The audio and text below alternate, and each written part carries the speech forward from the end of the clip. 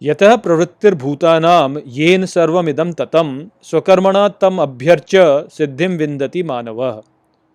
Hello friends, this is the 46th shlok of the 18th chapter of Bhagavad Gita, and today we will understand this shlok in detail. So let's first go over its meaning. So the shlok says, Yatah pravrittir bhutanam, which means the being restrained in its nature. Yen sarvam idam tatam, which means by which everything is pervaded here. Swakarmana tam abhyarcha, which means by worshipping it by one's own action. Siddhim vindati manavah, which means attains perfection, that person. So Shri Krishna is providing a very subtle message here. He is saying that one who remains restrained in his own nature by his action worships that which is pervading everything here. So most people think that acting by one's own nature means going with the flow, which would then imply that if I am feeling angry, then I should just vent my anger out, or if I'm feeling very greedy, then I should just hoard stuff for myself.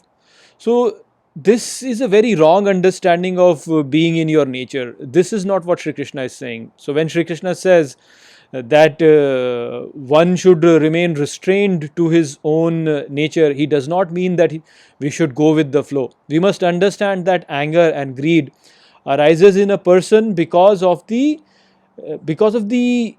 condition wherein a person is forced to not behave according to his own nature. So it's not that our nature is to be angry or greedy, but when we are forced not to be in our nature, then we become angry or greedy.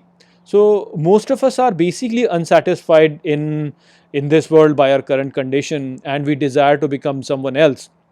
But we never really give a second thought in terms of who we are and why are we unsatisfied. We just think that we are unsatisfied and we want something to be satisfied.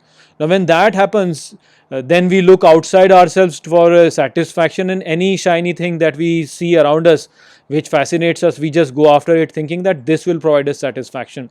But most often such pursuits end up in frustration because nothing external actually can provide us happiness.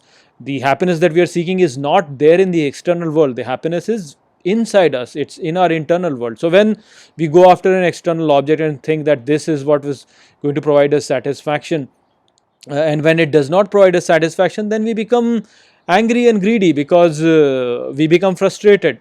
So this is what is our problem actually. Now if on the other hand we had just patiently tried to analyze our own situation and try to understand why am I unsatisfied, then most often the reason for that dissatisfaction will come out to be that we are trying to be something that we should not be, or we are pursuing something which is contrary to our nature.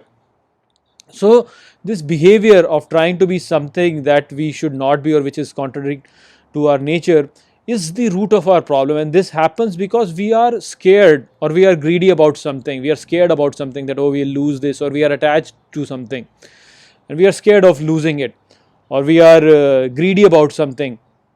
So if we can overcome this fear and become consistent with ourselves, then we will realize that all our problems were arising because of this conflict within us.